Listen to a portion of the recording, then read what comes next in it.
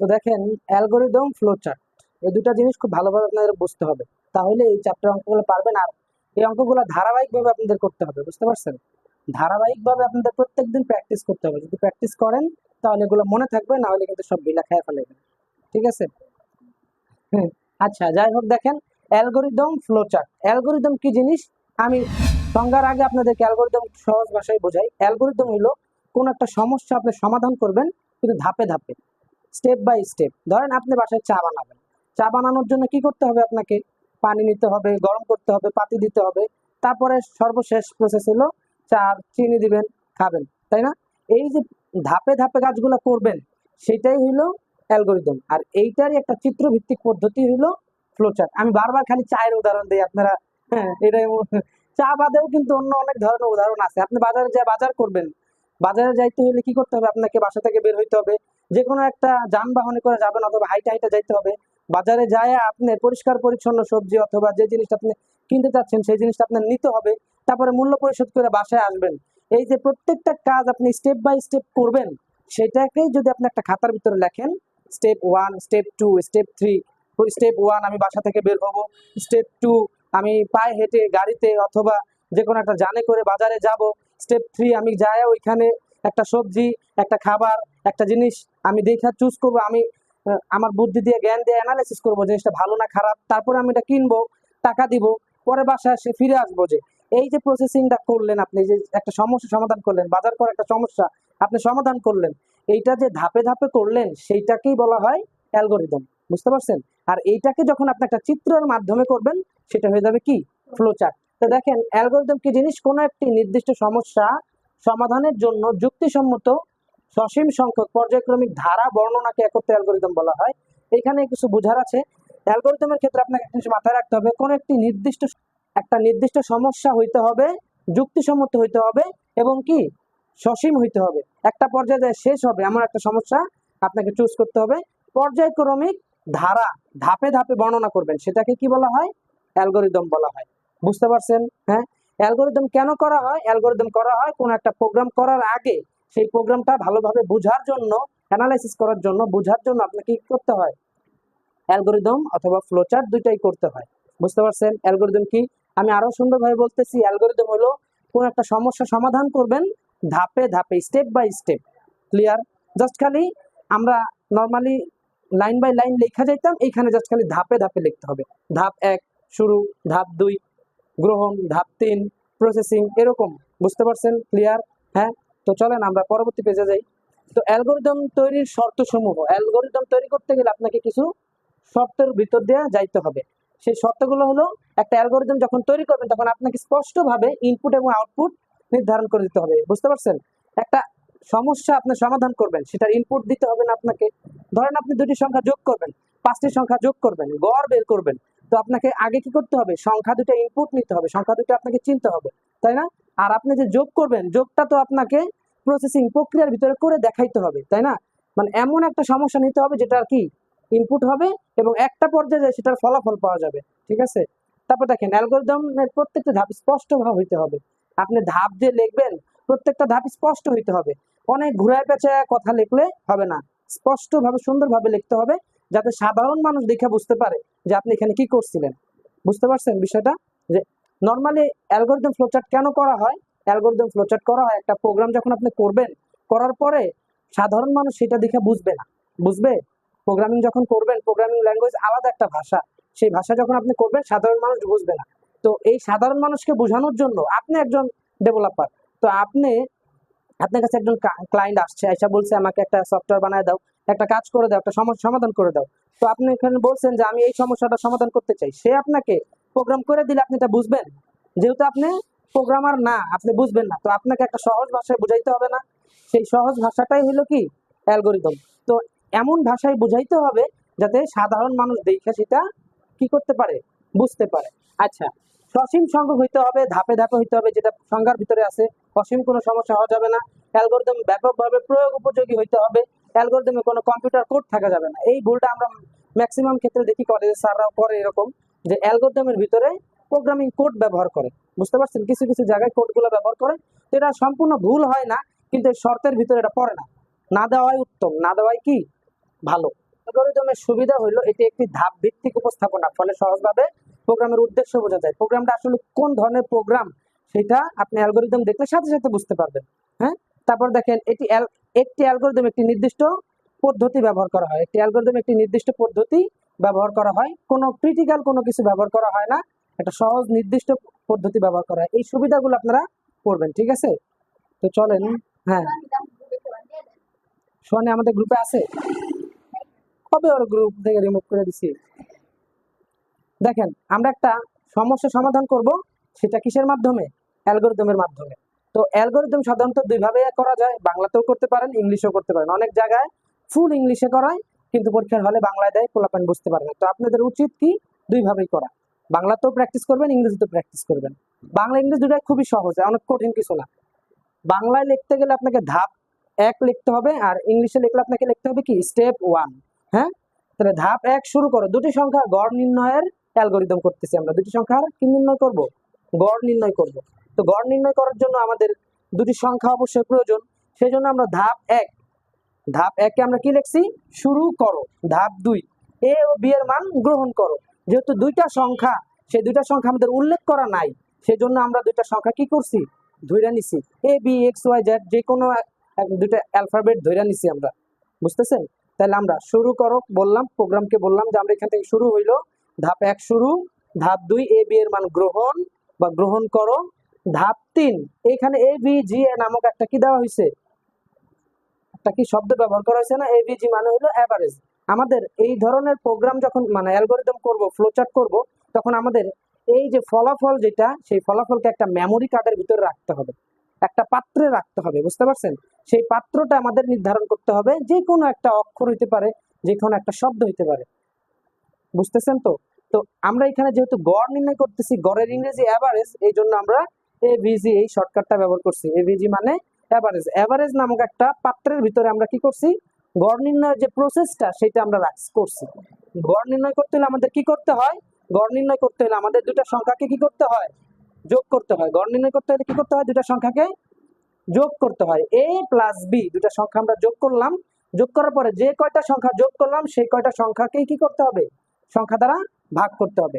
এখানে এ plus B divided by 2, যেহেতু দুইটা সংখ্যা, তো এই জন্য আমাদের এখানে ডিভাইডেড বাই 2 দিছি আমরা, বুঝছেন? জাস্ট খালি এতটুকু আমরা প্রসেসিং করে রেখে দিব, আমাদের আর কিছু করে বের করে ক্যালকুলেশন করে বের করে দেখায় দিতে হবে না। জাস্ট খালি আমরা এখানে কি এরকম ভাবে করে রেখে দিব, তাহলে এটা আমাদের কম্পিউটার বা যে ডিভাইসের ভিতরে আমরা করব, সফটওয়্যারে করব যেটা, সেটা অটোমেটিকলি বোঝা যাবে, বুঝতে পারছেন তো? হ্যাঁ, প্রোগ্রামের ক্ষেত্রে সেম, আমাদের করে দেখাইতে হবে না, জাস্ট খালি ইকুয়েশনটা মানে আমাদের যে মূল কাজটা সেটা করে রাখা দিতে হবে। ক্লিয়ার, বুঝছেন? তাহলে আমি আবার বলতেছি, স্টেপ 1 বা ধাপ 1 শুরু করো। ধাপ 2 এ বি এর মান গ্রহণ করো। ধাপ 3 আমাদের একটা মেমোরি কার্ড নিতে হবে, অ্যাভারেজ হইতে পারে, এ হইতে পারে, বি হইতে পারে, এস হইতে পারে, এরকম একটা মেমোরি কার্ডের বসাইয়া সামনে সমান সমান চিহ্ন দিয়ে আমাদের এখানে আমাদের মূল যে কাজটা সেটা করতে হবে। A plus B divided by 2 নির্ণয়, যেহেতু গড় A plus B divided by 2।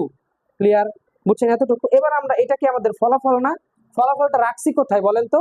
ফলাফলটা অ্যাভারেজের ভিতরে রাখছি না আমরা, সেই জন্য আমাদের এখানে ধাপ 4 বা স্টেপ 4 এ আমরা অ্যাভারেজের মান প্রদর্শন করো, এ বি জি এর মান প্রদর্শন করো, মানে এটা ক্যালকুলেশন করে রেখেছি কোথায়, অ্যাভারেজে রেখেছি। তো অ্যাভারেজের মান প্রদর্শন করো, তাহলে আমাদের কি হয়ে যাবে, ফলাফলটা প্রদর্শন হয়ে যাবে। স্টেপ 4 এ প্রিন্ট অ্যাভারেজ, এইভাবে লিখতে পারেন, বাংলায় লিখলে অ্যাভারেজের মান প্রদর্শন করো বা অ্যাভারেজ প্রদর্শন, এরকম। এখানে যদি আপনি অ্যাভারেজের জায়গায় এ ব্যবহার করতেন, তাহলে আপনার এইখানে লিখতে হইতো এর মান প্রদর্শন। ক্লিয়ার, বুঝছেন? এস লিখলে এস এর মান প্রদর্শন। এবং এই প্রোগ্রামটা যে শেষ করবেন, সেজন্য আমাদের লাস্টে বইলাও দিতে হবে, এখানে শেষ, স্টপ করো। তো ধাপ 5 শেষ করো।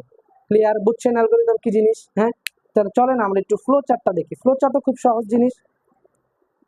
ফ্লো চার্ট, ফ্লো চার্ট কি জিনিস আমি জাস্ট খালি আপনাদেরকে অ্যালগরিদমের মতো আগে একটু বলে নেই। অ্যালগরিদম আমরা ধাপে ধাপে করছি, ফ্লো চার্টও ধাপে ধাপেই করব, বাট এইটার ক্ষেত্রে আমাদের ধাপ 1 ধাপ 2 এগুলো লিখতে হবে না। ফ্লো চার্টের ক্ষেত্রে আমাদের কিছু চিত্র দিয়ে কাজ করতে হবে, কিছু চিত্র আপনাকে নির্দিষ্ট করে দিবে, এইটার ভিতরে এই কাজ করতে হয়, এটার ভিতরে এই কাজ করতে হয়। আমরা একটু আগে যে সমস্যা সমাধান করলাম, এইখানে কি দেখেন তো, শুরু করছে না, শুরু এবং শেষ, শুরু এবং শেষ, এই দুইটা জিনিস দেখছেন তো? ফ্লো চার্টের ভিতরে শুরু এবং শেষ একটা চিত্রের ভিতরে করা হয়। তারপরে এখানে কি মান গ্রহণ না, এটা কি আমাদের বলেন তো, এটা কি ইনপুট না, মান গ্রহণ কি ইনপুট, তাহলে এইটার জন্য একটা চিত্র নির্ধারণ করে দিচ্ছে তারা। এইখানে কি হয়েছে বলেন তো, প্রসেসিং মানে সমস্যাটা, মূল সমস্যাটা কি হয়েছে, সমাধান করা হয়েছে। সেই জন্য এখানে আমাদের ফ্লোচার্টের ভিতরে এখানে আলাদা আরেকটা চিত্র ব্যবহার করতে হয়। ঠিক আছে, আমরা এগুলো দেখবো এখনই। তো দেখেন, যে চিত্রভিত্তিক পদ্ধতিতে বিশেষ কতগুলো চিহ্নের সাহায্যে কোনো একটি নির্দিষ্ট সমস্যার সমাধান করা হয় তাকে ফ্লোচার্ট বলা হয়।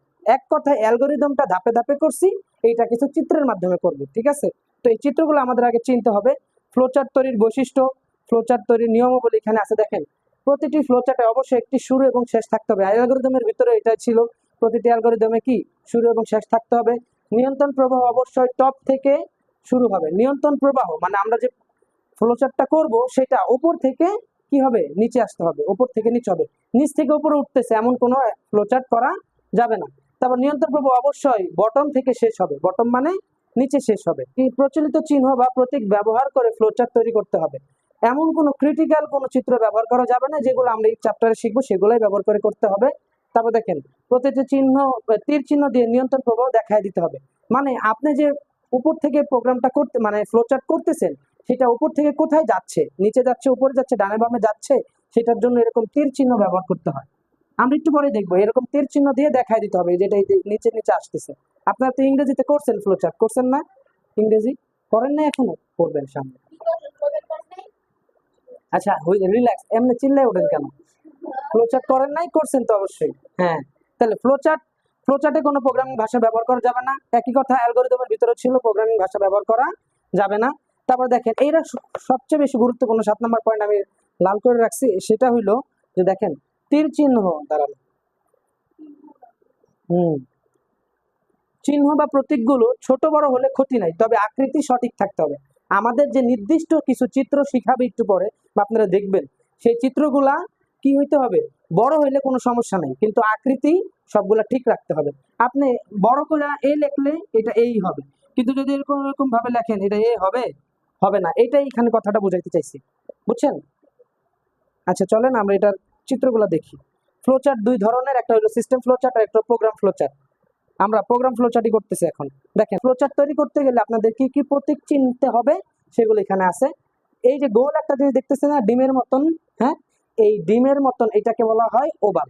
এইটার ভিতরে আমাদের শুরু এবং শেষ করতে হয়। আমরা শুরু করি কথাটা লিখছিলাম না ধাপ একে, মনে আছে? সেইটা কিন্তু আমাদের কোথায় করতে হয়, এই চিহ্নের ভিতরে করতে হয়। দেখেন, এই দেখেন শুরু, দেখছেন? তাহলে দেখেন, আমরা যদি উপরে যাই, তাহলে এখন এই দেখেন সামান্তরিক, সামান্তরিক চিহ্ন ব্যবহার করা হয় ইনপুট এবং আউটপুট নির্দিষ্ট করার জন্য। ইনপুট মনে আছে, এ বি এর মান গ্রহণ, আমরা ধাপ ইয়াতে দেখছিলাম, ফ্লোচার্ট অ্যালগরিদমের ভিতর দেখছিলাম এ বি এর মান গ্রহণ। সেটা কোথায় করতে হয়, সামান্তরিকে করতে হয়। এটা ইনপুট এবং আউটপুট কিসে করতে হয়, সামান্তরিকে করতে হয়।